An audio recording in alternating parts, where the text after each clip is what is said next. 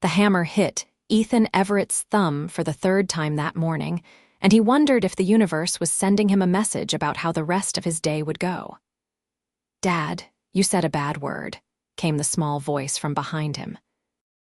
Ethan spun around to find his 7-year-old daughter Maya standing in the doorway of their cramped garage workshop, her backpack already on for school. He winced, not just from the throbbing pain in his thumb, but from the knowledge that she'd heard him curse. "You're right, sweetheart. I'm sorry. That wasn't cool of me." He set down the hammer and crouched to her level.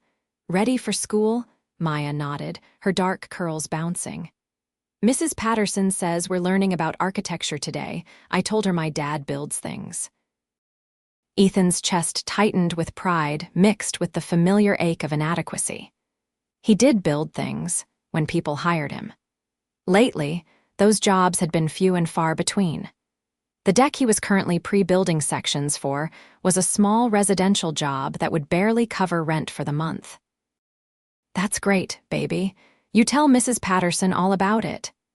He stood and grabbed his keys from the workbench, noting the final notice from the electric company peeking out from under a stack of lumber catalogs. "Let's get you to school." The drive to Maya's elementary school took 15 minutes through morning traffic. She chattered the whole way about her friends, her upcoming spelling test, and whether they could afford pizza night this Friday. Ethan promised they'd figure something out, though he wasn't sure how. After dropping Maya off with a kiss on the forehead, Ethan checked his phone. One new email notification lit up the cracked screen. The subject line read, "Deck construction project, high priority, generous compensation." He pulled into a parking spot to read it properly. The email was from someone named Beatrice Foster, and she was looking for someone to build a large deck at her property overlooking the lake on the north side of town. The wealthy side of town. She needed it done within 6 weeks and was willing to pay well for quality craftsmanship and reliability. Ethan read the email 3 times. The address she'd listed was in Lakewood Heights, where houses started at $2 million. He'd driven through there once, just to see how the other half lived. The homes were sprawling estates with manicured lawns and views that took your breath away. He typed a response on his phone, trying to sound professional despite his growing desperation. He outlined his 15 years of construction experience, his commitment to quality work, and his availability to start immediately. He attached photos of his previous projects, including the Victorian porch restoration he'd completed last year that had won him a small mention in the local paper. The reply came faster than he expected. Beatrice Foster wanted him to come out that afternoon for a consultation and quote. Ethan spent the rest of the morning cleaning his truck, gathering his tools, and trying to make himself look presentable. His work jeans were worn but clean, his flannel shirt was faded but intact, and his boots were scuffed from years of job sites but still sturdy. He looked like what he was, a working man who'd been through some hard times but hadn't given up. The drive to Lakewood Heights felt like entering another world. The streets were wider, the trees were taller, and every house seemed to try to outdo the one before it. When he pulled up to the address Beatrice had given him, he had to double-check the numbers. The house was modern, all glass and clean lines, built to maximize the stunning lake view. The property stretched down to the water's edge, and Ethan could immediately see where a deck would transform the outdoor space into something extraordinary. He parked his truck next to a sleek black Tesla and grabbed his tablet with his portfolio. His hands were sweating despite the cool October air. The woman who answered the door wasn't what he expected. Somehow, he'd pictured someone older, severe, maybe wearing a business suit even at home. Instead, Beatrice Foster looked to be in her early 30s, with honey blonde hair pulled back in a practical ponytail and sharp blue eyes that seemed to take in everything at once. She wore dark jeans and a cream-colored sweater that probably cost more than his truck payment. "Ethan Everett?" she asked, extending her hand. "Yes, madam.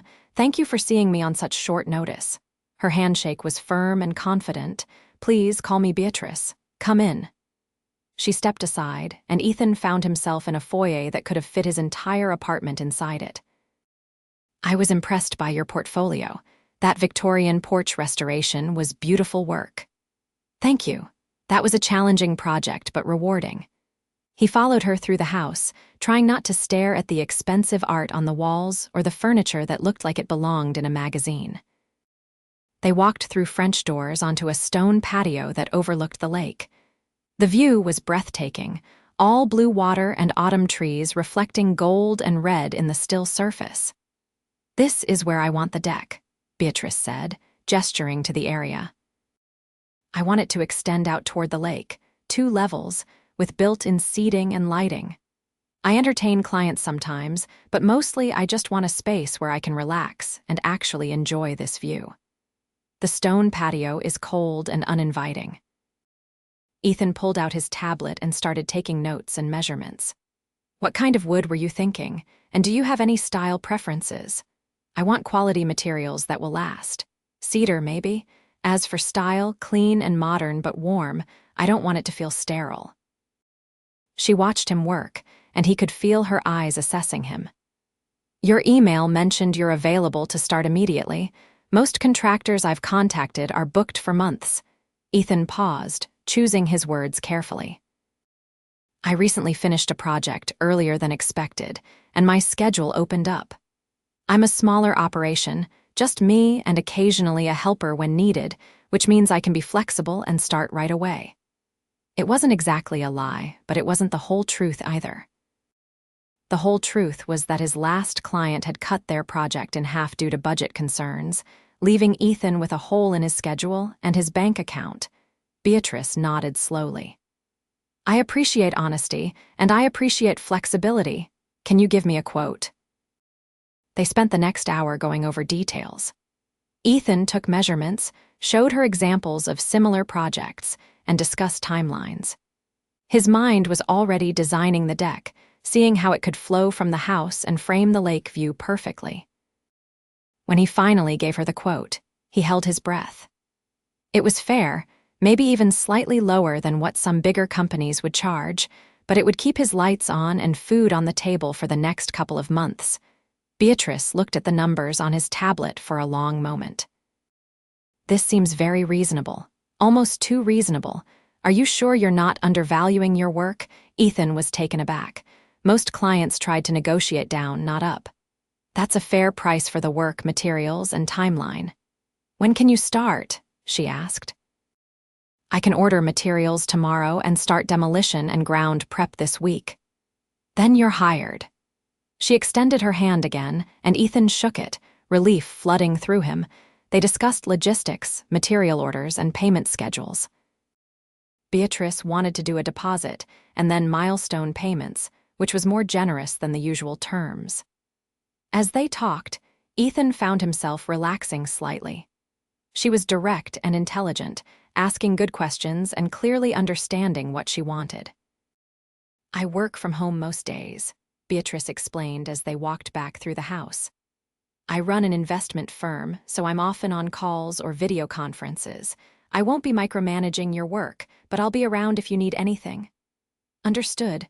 I'll do my best to minimize disruption." As Ethan was leaving, Beatrice paused. "I noticed the picture on your tablet background. Is that your daughter?" Ethan glanced at his tablet, where Maya's smiling face was indeed set as his wallpaper. "Yes, that's Maya. She's 7. She's beautiful. My schedule is flexible if you ever need to adjust for school events or anything like that. I know balancing work and single parenting can be challenging." Ethan wasn't sure how she'd guessed he was a single parent, but he appreciated the gesture. "Thank you. I'll keep that in mind." Driving home, Ethan felt lighter than he had in months. This job was exactly what he needed, a chance to do what he did best. Showcase his skills to someone who appreciated quality, and earn enough to stop the constant worry about keeping the lights on. He picked up Maya from after-school care, and for once, he didn't flinch at the late fee they charged when parents arrived after 5. "Guess what, sweetheart? Dad got a new job, a big one." Maya's eyes lit up. "Does that mean we can get pizza tonight?" Ethan laughed. Yeah, we can definitely get pizza tonight. Work on the deck began 3 days later. Ethan arrived at Beatrice's house at 7 in the morning, his truck loaded with tools, and the first delivery of materials scheduled to arrive at 8. The October morning was crisp and cool, perfect weather for construction work. Beatrice came out as he was unloading his equipment, carrying 2 cups of coffee. "I thought you might need this," she said, handing him one. "Thank you, you didn't have to do that." The coffee was good, much better than the instant stuff he made at home. "I have a full pot brewing anyway. Help yourself whenever you need a refill. The kitchen door will be unlocked." She sipped her own coffee, looking out at the lake. "I'm excited to see this come together." "Me too." "It's going to be beautiful." Over the next few days, Ethan fell into a rhythm. He'd drop Meyer at school, arrive at Beatrice's by 7, and work until he had to leave for pickup at 3. The work was challenging but satisfying. Removing the old patio revealed some drainage issues he needed to address, which he brought to Beatrice's attention immediately. "It's going to add a few days and some extra cost," he explained, showing her the problem areas. "But if we don't fix it now, you'll have water damage and settling issues later." Beatrice studied the ground, then looked at him. "What would you do if this were your house?" "I'd fix it right. Do it once, do it properly." "Then that's what we'll do. Add it to the invoice." Ethan appreciated that she trusted his judgment. Too many clients wanted to cut corners or guess every recommendation. As the days passed, Beatrice would occasionally come out to check on progress, always with fresh coffee or, once, homemade cookies that she admitted sheepishly were from a YouTube tutorial she'd tried. "They're not great," she warned as Ethan bit into one. They were actually pretty good, a little crispy around the edges, but with a good chocolate chip ratio. "They're delicious. You should see my attempts at baking. Mai won't eat anything I make except mac and cheese from a box." Beatrice laughed, and Ethan realized it was the first time he'd heard her really laugh. It transformed her face, softening the professional sharpness into something warmer and more genuine. "How long have you been on your own with Maya?" she asked, leaning against the patio railing. Ethan measured a board before answering. "About 4 years. Her mom left when Maya was 3, decided parenthood wasn't for her and moved to California. We haven't heard from her since." "I'm sorry, that must have been difficult." "It was at first, but Maya and I figured it out. We're a good team." He smiled, thinking of his daughter. "She's the best thing in my life, makes all the hard stuff worth it." Beatrice was quiet for a moment. "I admire that. Too many people I know have kids as an accessory or an obligation. You can tell you really love being a father." "It's the only thing I know I'm doing right." "I think you're doing more things right than you give yourself credit for." Their conversations became more frequent as the work progressed. Beatrice would take her lunch break outside, and they'd talk while Ethan ate his sandwich. He learned that she'd built her investment firm from scratch, starting with a small inheritance from her grandmother and turning it into a multi-million-dollar business through smart decisions and relentless work. "I never had time for much else," she admitted one afternoon. "No serious relationships, few close friends. I told myself I was building something important, which I was, but I looked around one day and realized I'd built an empire, but I was completely alone in it." Ethan could hear the loneliness in her voice, and it surprised him. He'd assumed someone like her had everything figured out. "Is that why you bought this house? To have something more than just work?" "Partly. I bought it thinking I'd host parties, have friends over, create a life outside the office, but I haven't. I work just as much here as I did in my downtown condo. Old habits die hard." "You're young. You have plenty of time to figure out the work-life balance thing." Beatrice raised an eyebrow. "How old do you think I am?" Ethan realized he'd walked into a trap. "Early 30s? I'm 32. "And you?" 35. "So technically, I'm older and therefore wiser, and you should listen to my advice about work-life balance." She laughed again, and Ethan found himself working to make that happen more often.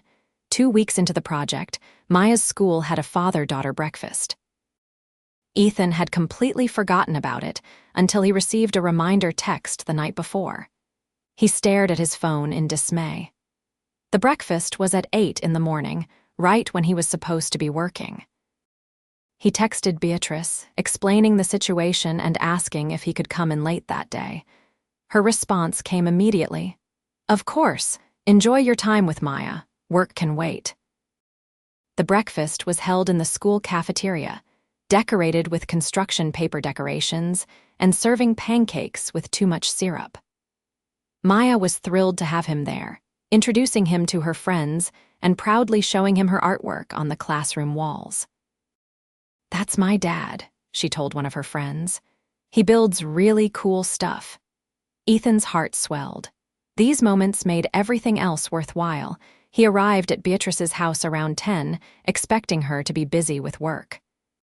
Instead, she was outside, looking at the deck progress with her laptop tucked under her arm.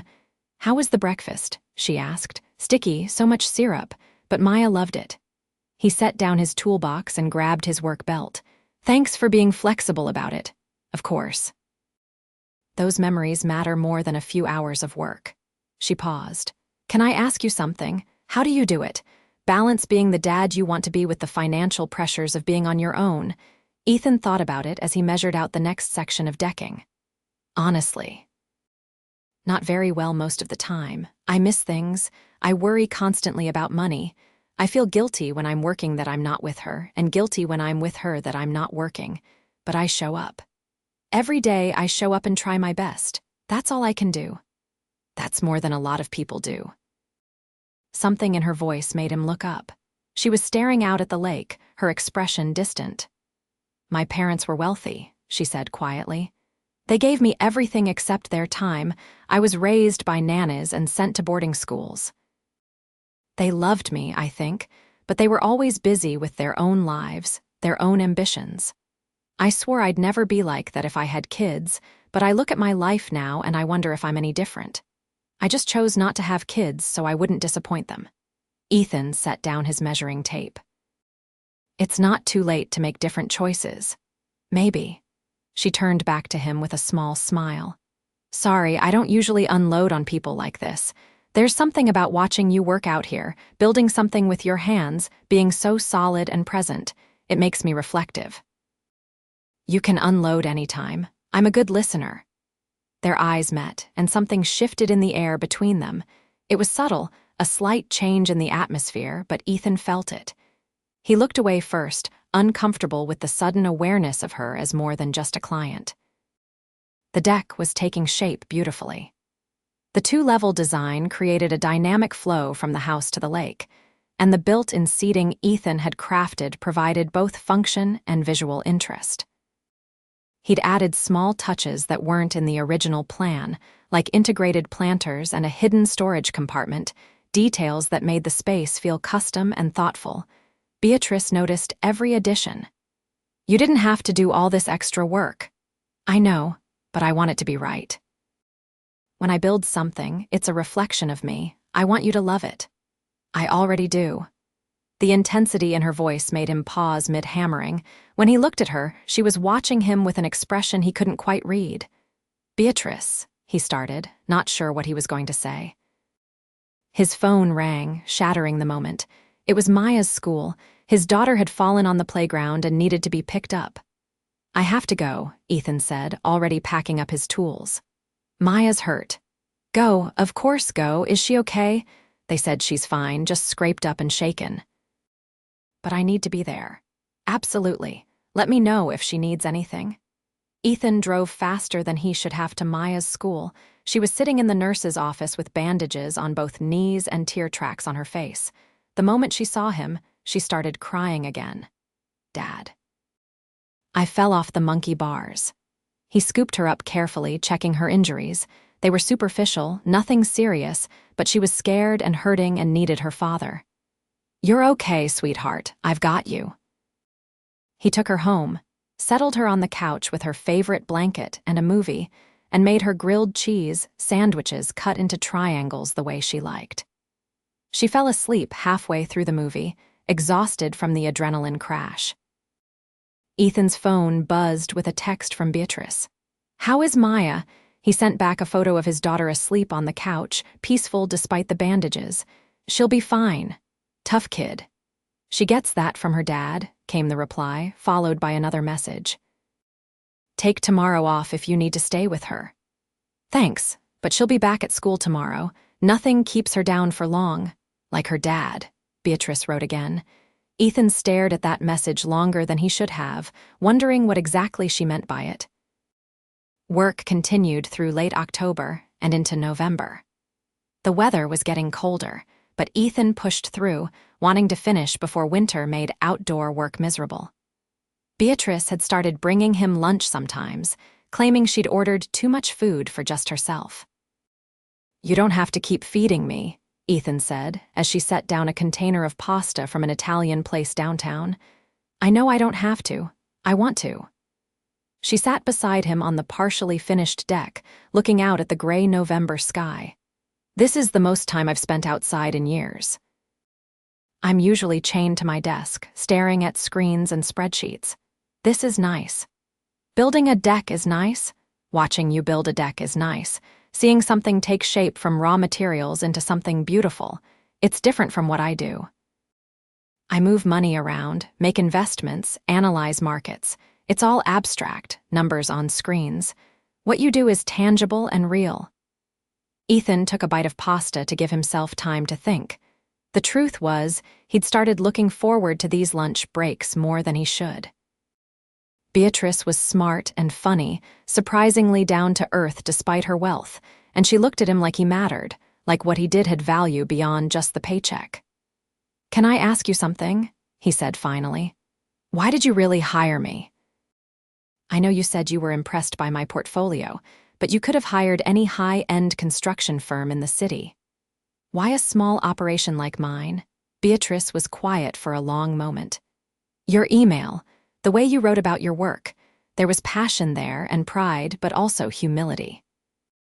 The big firms sent me glossy brochures and aggressive sales pitches. You sent me honest photos of your work and a straightforward explanation of what you could do. It felt real. Everything in my life is so curated and polished and fake. I wanted something real. Well, you definitely got real. I'm about as unpolished as they come. I know. It's refreshing." Their eyes met again, and this time neither looked away. Ethan felt his heart rate pick up. This was dangerous territory. She was a client, a wealthy woman who lived in a completely different world than his.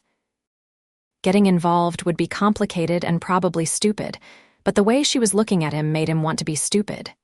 "Beatrice," he said quietly. "I know," she whispered. "I feel it too. This is probably a bad idea, probably. You're my client. The deck's almost done. I'm broke." "You're a billionaire," she blinked. "I'm not a billionaire. Where did you get that idea? This house, your car, your lifestyle. I'm successful, yes, but billionaire is a stretch. Multi-millionaire maybe on a good quarter." She smiled slightly. "Does it matter? I don't know, maybe." Ethan set down his food container. "I have a daughter who comes first always. I work constantly to keep us afloat. I can't offer fancy dinners or expensive vacations or any of the things you're probably used to." "I don't want those things. Not really." Beatrice moved closer. "I want someone who shows up. Someone reliable and honest and real. Someone who builds beautiful things with his hands and loves his daughter more than anything. Someone who makes me laugh and makes me think about life differently. That's a tall order. You're a tall guy." Ethan couldn't help but laugh. "That was terrible. I know. I'm not good at this. I haven't dated anyone seriously in 5 years. I don't know what I'm doing." "That makes 2 of us." He reached out tentatively and took her hand. It was soft compared to his calloused palm, but her grip was strong and sure. "We should probably take this slow. Probably. I mean it, Beatrice. Maya has to be my priority. I can't introduce her to someone who might not stick around. I understand, and I respect that." She squeezed his hand. "Slow is good. I'm not going anywhere." They sat there for a while, hands linked, watching the clouds move across the lake. It felt significant, like they'd crossed some invisible line together. Over the next week, everything shifted subtly. They were still professional, still kept appropriate boundaries, but there was an undercurrent of something more. Touches lingered a moment longer. Glances held deeper meaning. Conversations ventured into more personal territory. Ethan learned that Beatrice played piano, but hadn't touched her instrument in months. That she loved old movies, but always watched them alone. That she'd traveled to 15 countries for business, but had never taken a vacation just for fun. Beatrice learned that Ethan had wanted to be an architect, but couldn't afford college. That he'd taught himself carpentry from library books and YouTube videos. That his favorite time of day was bedtime, when Maya would tell him elaborate stories about her toys coming to life. "You should bring her by sometime," Beatrice said one afternoon. "I'd love to meet her properly." Ethan hesitated.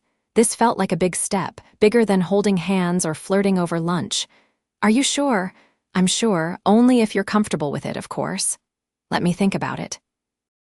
That night, as Ethan tucked Maya into bed, she asked about his new job. "Is the lady nice, the one whose deck you're building?" "She's very nice. Her name is Beatrice." "That's a pretty name, like a princess." "Sort of like a princess, yeah." Maya was quiet for a moment, playing with the edge of her blanket. "Dad, are you happy with your work now?" The question caught him off guard. "What do you mean, sweetheart? You smile more lately, and you don't look worried all the time like you used to." Ethan's throat tightened. He hadn't realized Maya noticed those things. "I am happier. The job is going well, and yes, I've been less worried about money." "Good, I like when you're happy."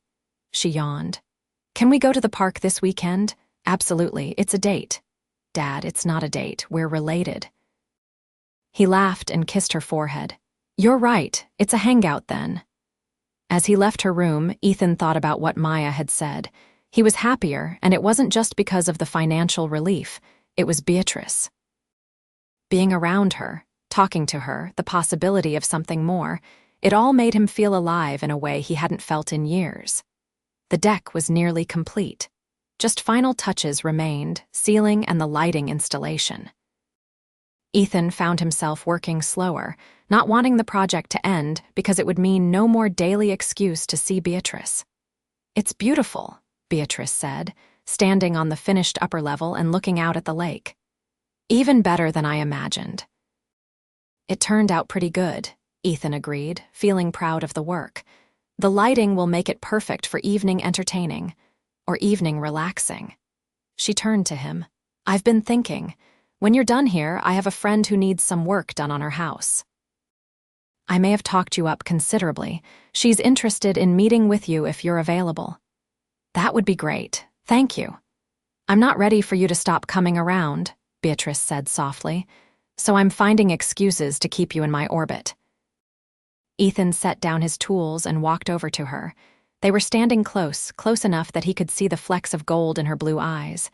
"You don't need excuses." No, if you want to see me, just say so. We can figure it out." "I want to see you, not as my contractor. As Ethan, the man who makes me laugh and makes me think and makes me feel less alone." "I want that too." He reached up and tucked a strand of hair behind her ear. "But I meant what I said about Maya coming first." "I know. Bring her this weekend. Let me meet her." Let's see if this could actually work. Saturday afternoon, Ethan drove to Beatrice's house with Maya in the back seat, chattering nervously about meeting Dad's friend. "Is she really a princess?" Maya asked for the third time. "No, baby, she's just a regular person who happens to live in a nice house. With a lake." "Yes, with a lake." "That's pretty princess-like, Dad."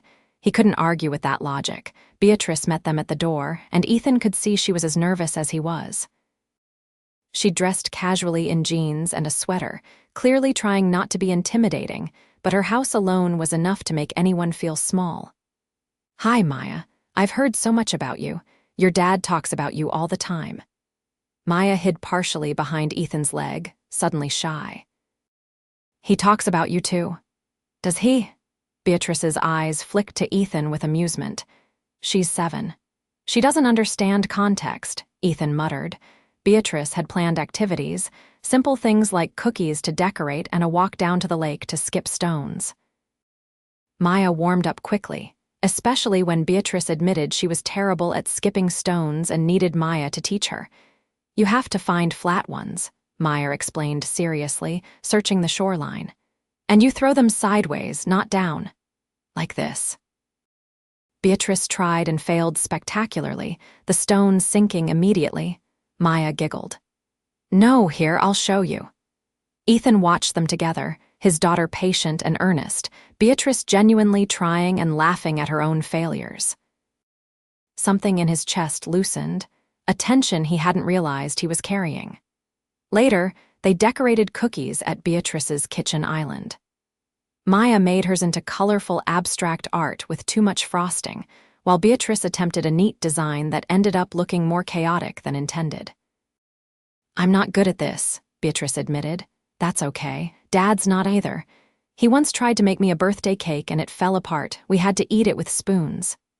Maya licked frosting off her finger, but he tried really hard, so it was still the best cake ever. Beatrice looked at Ethan over Maya's head, her expression soft. Your dad is pretty great, huh? The greatest, Maya said matter-of-factly. When it was time to leave, Maya hugged Beatrice goodbye without prompting. Can we come back? I like your house. I'd love that. Anytime. In the truck on the way home, Maya was quiet for a while before speaking. Dad, do you like Beatrice? Like her? Ethan gripped the steering wheel. What makes you ask that? You look at her the way Prince Eric looks at Ariel in the movie, all smiley and soft. Smiley and soft. You know what I mean. He did know. Would that be okay with you if I liked her like that? Maya considered this seriously.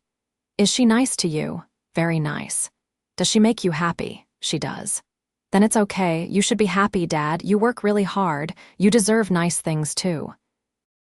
Ethan had to blink back unexpected tears. When did you get so wise? I've always been wise. You just notice it more now. That night after Maya was asleep, Ethan texted Beatrice. She likes you. I like her too. She's amazing. You've done such a good job raising her. Thanks. That means a lot. Can I see you again? Just us. Ethan thought about his budget, about the fact that he couldn't afford fancy restaurants or expensive dates. Yes, but I can't do anything expensive, and I need to arrange childcare. Come here for dinner. I'll cook. And I mean actual cooking, not ordering in. Maya can come too if you can't find childcare. You cook. I'm learning. I have YouTube tutorials.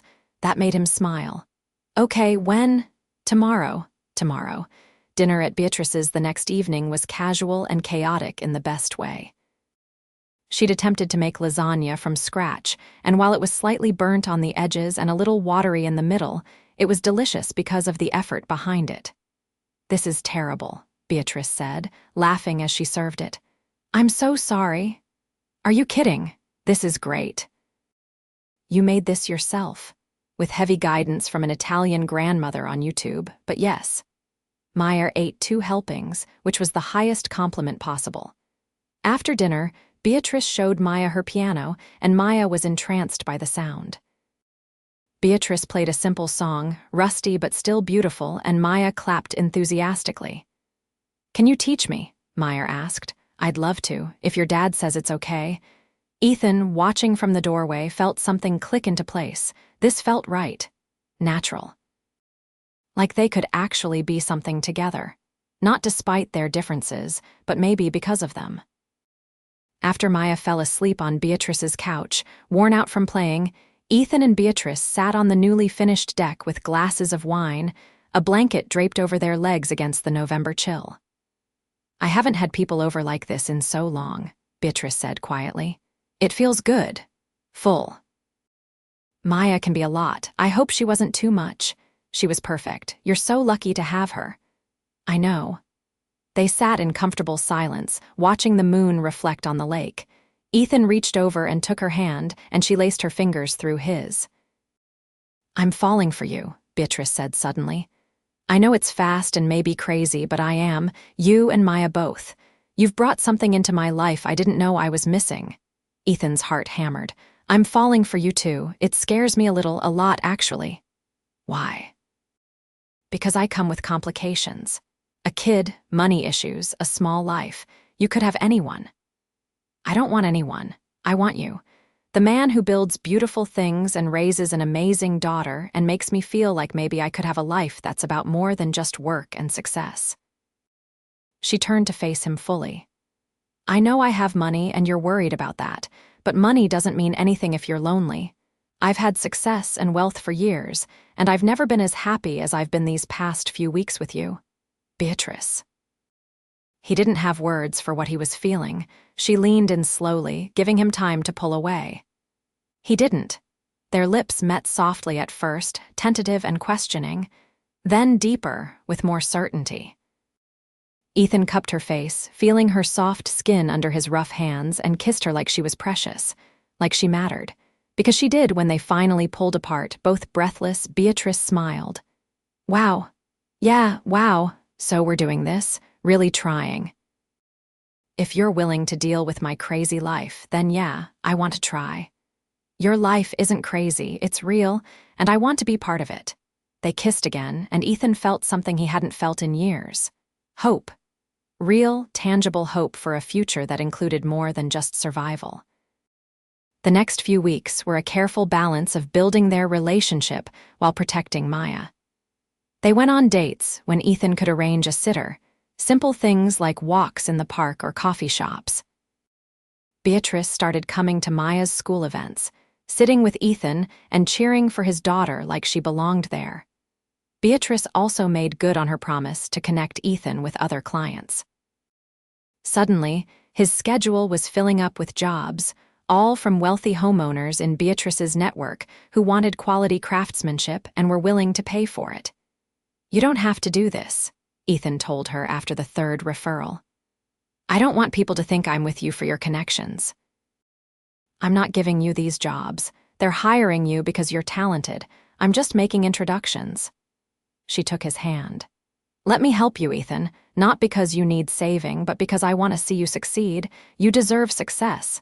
It was hard for him to accept help. He'd been on his own for so long, fighting for every dollar and every opportunity. But he was learning that accepting help wasn't weakness. It was partnership. By early December, they'd settled into a comfortable rhythm. Ethan would work during the day, pick up Maya, and sometimes they'd go to Beatrice's for dinner. Other times, Beatrice would come to their small apartment, never seeming bothered by the cramped space or mismatched furniture. I love it here, she said one evening, sitting on Ethan's worn couch while Maya showed her a school project. It feels like a home. My house is beautiful, but it doesn't feel like this. Lived in and loved.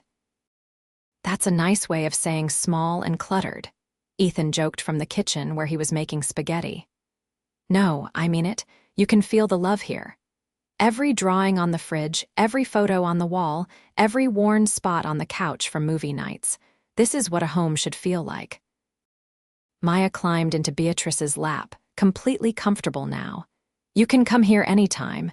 You're Dad's girlfriend, so that makes you part of our family. Ethan nearly dropped the spoon he was holding. They hadn't discussed labels yet, hadn't had the "what are we" conversation. Beatrice caught his eye over Maya's head, questioning. He nodded slightly, confirming it was okay. I'd like that very much, Beatrice told Maya, hugging her gently. Being part of your family sounds pretty perfect. That night, after Maya was in bed, Ethan walked Beatrice to her car. The December air was cold, their breath fogging in the streetlight. Sorry about the girlfriend announcement, Ethan said. Maya doesn't really understand subtlety. Is that what I am, your girlfriend, if you want to be? I know it's probably not sophisticated enough terminology for someone like you. Beatrice pulled him closer. Someone like me just wants to be with someone like you. Labels don't matter, but if we're using them, then yes. I want to be your girlfriend, and I want you to be my boyfriend, very much. They kissed under the streetlight, and Ethan felt like a teenager again, giddy and nervous and excited about the future. Christmas was approaching fast. Ethan typically kept it simple, just him and Maya with a small tree and modest presents. This year felt different with Beatrice in their lives. What do you usually do for Christmas? He asked her one afternoon. Work, mostly, maybe a nice dinner alone or with business associates. She said it casually, but he could hear the loneliness underneath. What about you? Nothing fancy. Maya and I do Christmas morning together, open presents, make a big breakfast, usually watch movies all day in our pajamas. That sounds wonderful. Want to join us? Beatrice's face lit up. Really? You want me there for Christmas? Of course, you're part of this now, part of us. She kissed him, soft and sweet. I'd love that more than anything. Maya was thrilled when Ethan told her Beatrice would be spending Christmas with them. Can we get her a present, a really good one? We can. What should we get her? Maya thought seriously. Something that shows we love her. That she's family now. They ended up making something together, a photo frame that Maya decorated with paint and glitter, with a picture of the three of them that Ethan's neighbor had taken one evening at the park. It wasn't expensive or fancy, but it was made with love. Ethan also bought Beatrice a small necklace, a simple silver pendant in the shape of a piano key. It wasn't much compared to what she could buy herself, but he hoped she'd understand the meaning behind it. Christmas morning arrived cold and bright. Beatrice showed up at 8 with bags of presents and a nervous smile. I might have overdone it, she admitted, setting down the bags. I've never bought Christmas presents for people I actually care about before. It's always been obligatory corporate gifts. I got excited. Maya immediately dove into the presents, squealing with delight at each one. Beatrice had chosen thoughtfully, books and art supplies and a beautiful children's keyboard, so Maya could practice between piano lessons with Beatrice. When Maya gave Beatrice their homemade frame, Beatrice's eyes filled with tears. This is the most beautiful present anyone's ever given me, she said, voice thick. Thank you, sweetheart. It's so you know you're part of our family now, Maya said simply. When Ethan gave Beatrice the necklace, she held it like it was made of diamond instead of simple silver. The piano key, she whispered, because you reminded me I used to love playing. Because you're learning to have a life outside of work, a life with us. She kissed him, not caring that Maya was right there watching. I love it. I love both of you. The words hung in the air, significant and heavy. Ethan knew he should probably wait, probably not say it back so soon. But sitting there on Christmas morning with the two most important people in his world, he couldn't hold back. I love you too. We both do. Maya nodded enthusiastically. So much. They spent the day exactly as Ethan had described, in pajamas watching movies and eating too much food. Beatrice fit into their little family like she'd always been there, and watching her laugh at Maya's jokes and help clean up wrapping paper, Ethan could picture a future he'd stopped letting himself imagine years ago. A future with love and partnership and possibility. The new year brought changes.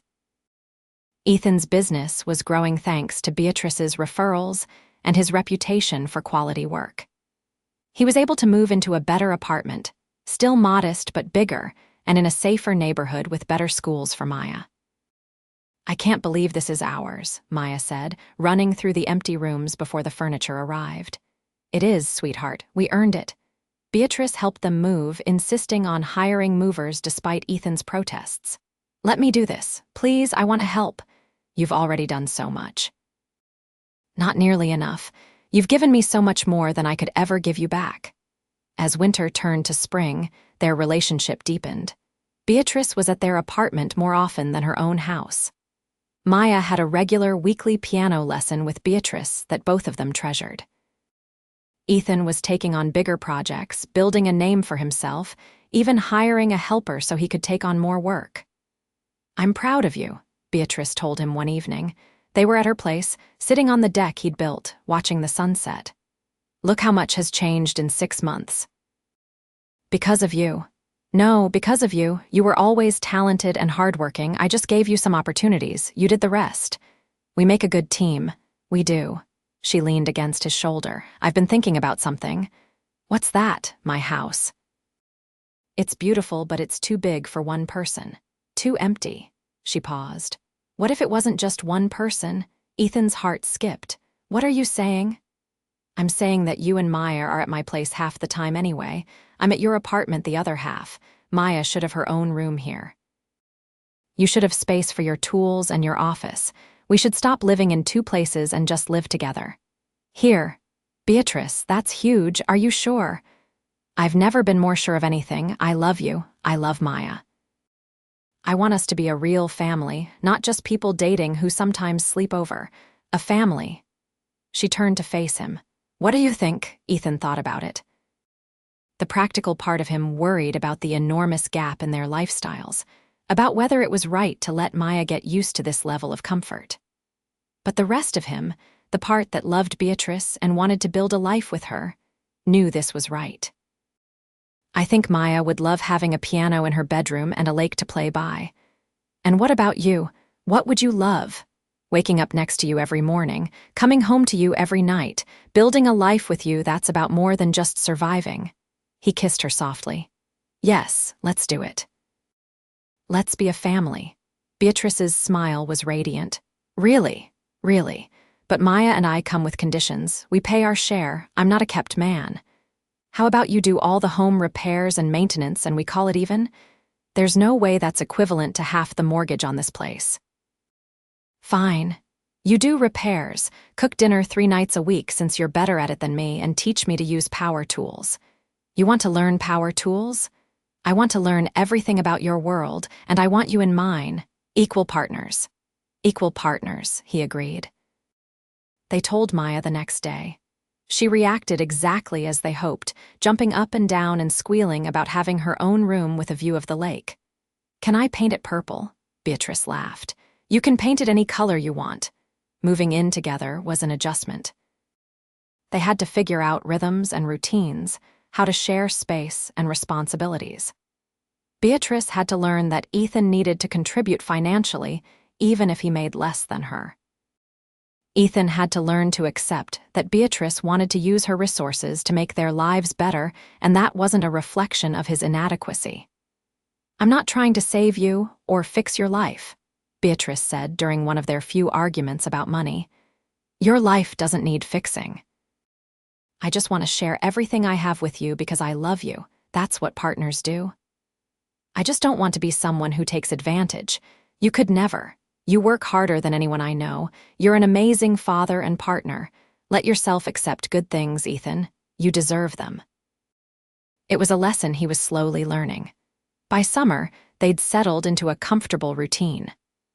Maya was thriving in her new school, Ethan's business was booming, and Beatrice had cut back her work hours to have more time with family.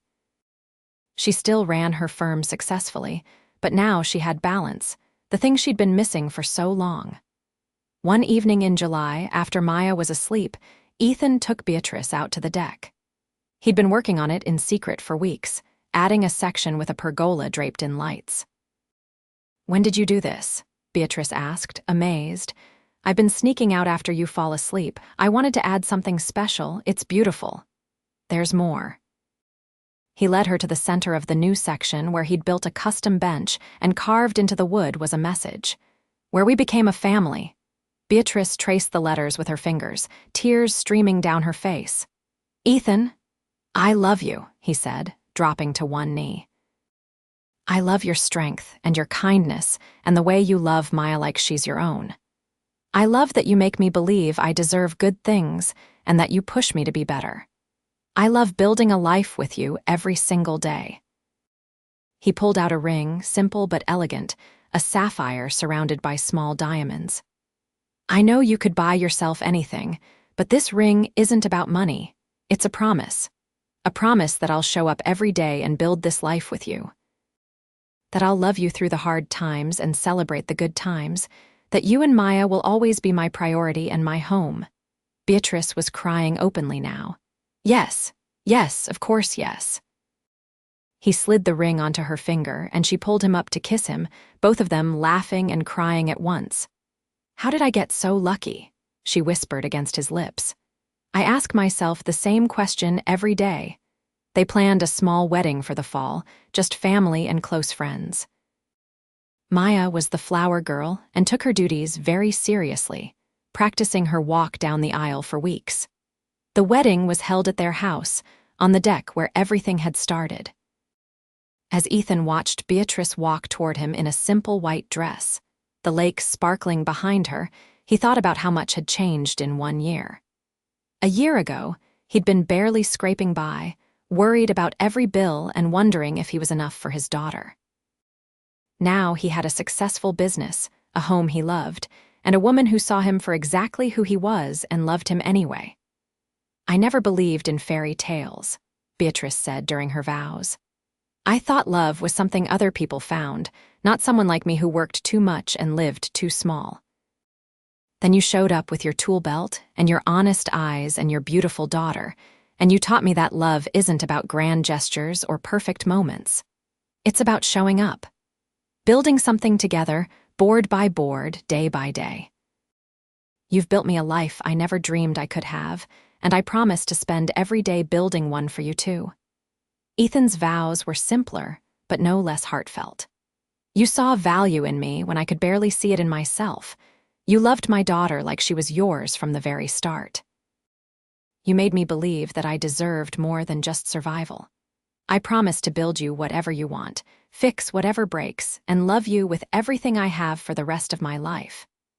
When they kissed, Maya cheered loudest of all. The reception was casual and warm, exactly what they both wanted. Friends and family ate good food, danced to live music, and celebrated the couple who'd found each other in the most unexpected way. As the sun set over the lake, Ethan and Beatrice stood on their deck, watching their guests and holding each other close. "Happy?" he asked. "Happier than I knew was possible." She looked up at him. "Thank you for taking a chance on me. Thank you for seeing me, really seeing me." Maya ran up to them, slightly sweaty from dancing. "This is the best day ever. Can every day be like this?" Beatrice scooped her up. "Not every day will be a party, but every day can be this full of love." "That works too." Maya hugged them both. "I love our family." "We love you too, sweetheart," Ethan said, his arms around both his girls. 2 years later, Beatrice gave birth to twins, a boy and a girl they named Emma and Elliot. Maya was over the moon to be a big sister, taking her responsibilities seriously and helping with everything from diaper changes to bottle feeding. "She's a natural," Beatrice said one night, watching Maya gently rock Emma to sleep. "She gets it from her dad," Ethan replied, bouncing Elliot on his shoulder. "Our dad," Maya corrected without looking up. Beatrice had officially adopted Maya a year after the wedding, something all three of them had wanted. Their lives weren't perfect. Ethan still had slow months in his business sometimes. Beatrice still occasionally worked too late. They argued about small things like whose turn it was to do dishes, or whether Maya could have a phone yet. But those imperfect moments were woven into a life that was fundamentally strong and loving. Ethan had expanded his business and now employed 3 people full-time. He'd even started teaching a woodworking class at the community center on weekends, passing on his skills to others the way he wished someone had taught him. Beatrice had restructured her firm to allow more work-life balance, promoting a team member to handle day-to-day operations so she could focus on big-picture strategy and spend more time with her family.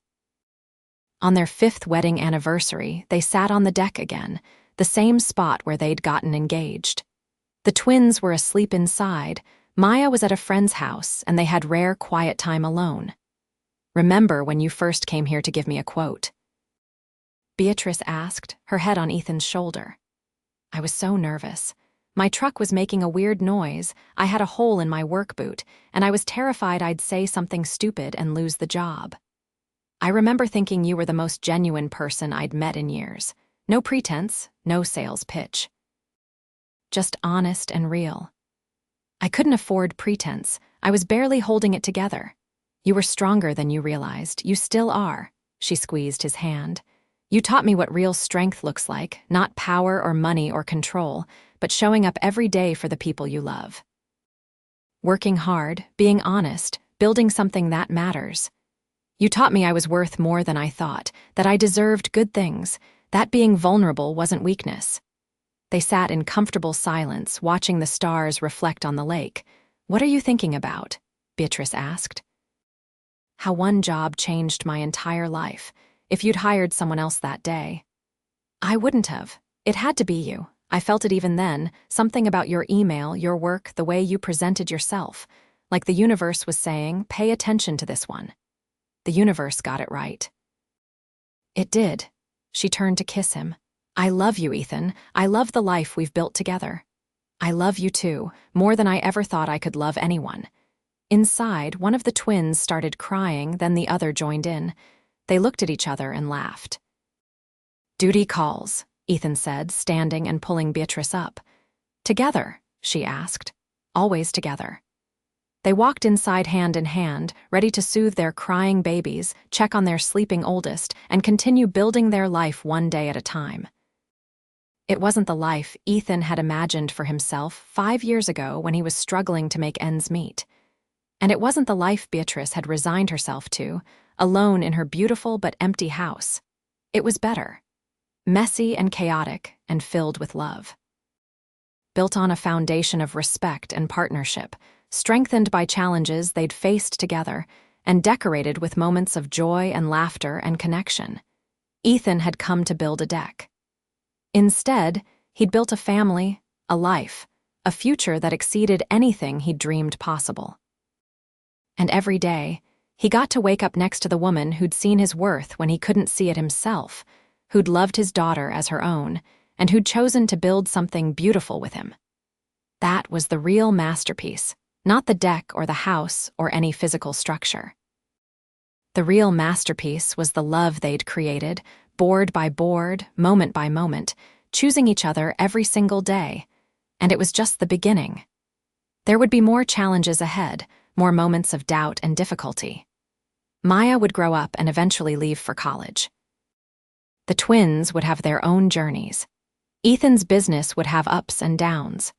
Beatrice's firm would face new challenges, but they would face it all together, with the same strength and love that had brought them this far. Building a life, building a family, building a future one day at a time, it was exactly enough, more than enough. It was everything.